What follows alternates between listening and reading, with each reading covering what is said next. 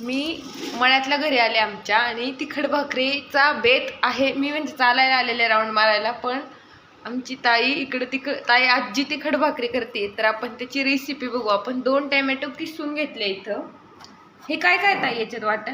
लसूण, जिरी, ओवा आणि एक कांदा आणि ही आपली ताजी ताजी भाजी, कोथिंबीर. चल सुरू. मीठ मिरची घालायची आणि म्हणून करायची. मग हसू नको, काय नाही कर. काय करणार? अगं थांब, मी तुला टोमॅटो देते कापून.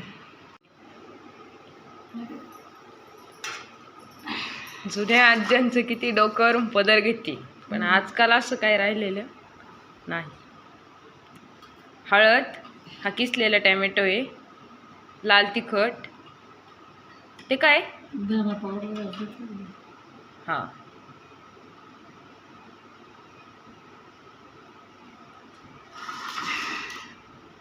कांदा,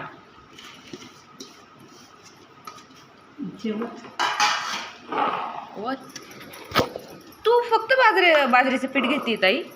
काय करते ज्वारीचं नाही करायचं. आणि बेसन गहू नाही ना? गावाचं आहे पण मी नाही करत. आणि ह्याच्यात काय? ह्याच्यात लसूण, ओवा, जिरी, हिरवी मिरची नाहीये घातलं. हां चल. ओके.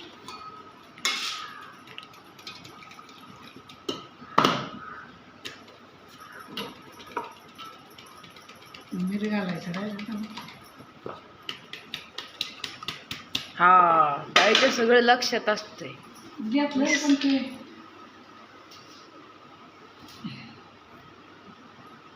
ते लयच पण तू स्वयंपाकात हुशार पहिल्यापासून. कसं काय बरं? तूच सांग आता कसं काय बरं प्रेक्षकांना. अगं मी आई बाप्पाच्या घरी तर काही केलं नाही बाई. इथं आलं, लगीन झालं, 4 दिवस आम्हाला ठेवलं. पहिल्याच बोलावून स्वयंपाक करायला लावला. आणि मग आमची बाजू म्हणजे संघ आली होती ती माणिकशाही. ती म्हणजे करावायला काय घाबरू नका. आणि मग ती तुझी बरं बसली, मी भाकरी केल्या. तर म्हातारी म्हणली बघ बाया पोरी किती भारी भाकरी केली, अशा भाकरी मस्त टाळ्या, इस बात पर टाळ्या. मग पहिल्याच बोलावून. आणि तिथून पुढं ताईचं जे खटलं सुरू झालं मग काय ते आजतागायपर्यंत आजपर्यंत तेच सुरू झालं. टेस्टी बनवते ताईच्या हातचं एकदम. अशोक नाना ताई पुण्याचे बाबा तुझ्याच हातचं जेवतात ना? त्यांना आवडतं कालवण भाकर आणि लसणाची मिरची. कोथिंबीर घाल ना. मेन इन्ग्रेडियंट हे हिरो हे आपल्या रेसिपीचा. धुवून घेतली ना? बापरे, जास्त कोथिंबीरीने चांगलं होतं. टाक तेवढी पण टाक. नको एवढी मोठा बाई. मोठी जुडी होती त्यात तुझ्या आईला दिली, मी ठेवली. म्हणलं नानाचं चाललंय तर करू. सगळे कांदे काढून थकून येतील त्यांना जरा. पोरं पण थकले गेलीत ना दोन्ही पण शाळेतून आल्या. आज काय शाळा होती? चिकी अशी होती बघायचं ते नाही. अच्छा, पसारा उचलून ठेव सगळे. सगळा पसारा उचलायचा आहे. कमीच तिखट बनवते ना ताई तू पोरांसाठी?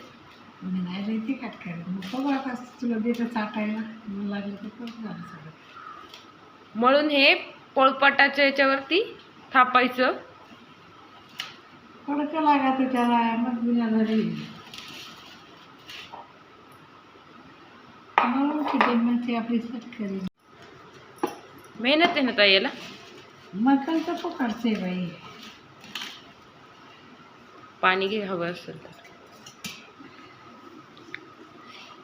बरोबर बाई, चाटून थोडंसं दे. थोडंसं तोडून घे, थोडंसं जिभेवर चाट. ही आमची ताई आजी आहे, पण सगळ्यांची लाडकी बारकी आजी आहे म्हणून तिला सगळेजण ताई आजी बोलतात. मस्त तेलकट झालं ना? भारी झालं, एक नंबर. फक्त बाजरीच्या पिठात करता ताई तुम्ही? मग काय, मी नाही बसत दुसरं पिठाचं. मम्मी थोडं बेसन पीठ, थोडं गव्हाचं पीठ. पण छान आहे. म्हणजे यालाच तिखटाच्या भाकरी म्हणतात. काय म्हणतात ताई याला? तिखट भाकरी. आणि प्रत्येक घरात करतात ना? असा मोठा पिठाचा डबा असतो ग्रामीण भागामध्ये. खटल्याचे डबे असतील ना ग ताई हे? नाही तर तुम्ही बसवले बघा आणला तर एवढा नाही टाकला एवढा तुझ्या इकडे येतो लय मोठा. हा तो भरपूर मोठा आहे आपला जुन्या ह्याच्यातला. त्या आजीने येत होतं 2 डबे. ताई काही तेल वगैरे लावायचं ह्याला? नाही नाही त्याला नाही केला.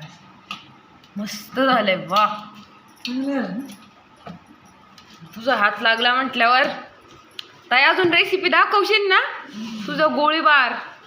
अजून काय? उडदाची आमटी. अगं तो टाका आज आलता ना तो माणूस रामेश्वरला. हा. तो म्हणतो आमच्या घरी नाही अशा आमटीवर आताच्या बाया रस करीत नाही तुम्ही काय पाहिजे आमटी. नाही पण कैलास काकांच्या आजीला पण तुझ्या हातची आमटी खूपच आवडलेली.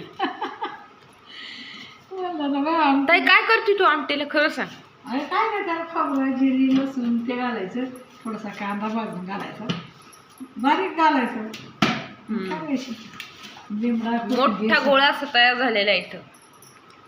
आता काय ताई थालीपीठावरती रुमालावरती ओलं थालीपीठ थापून तूप टाकून भाजून घ्यायचं तव्यावर.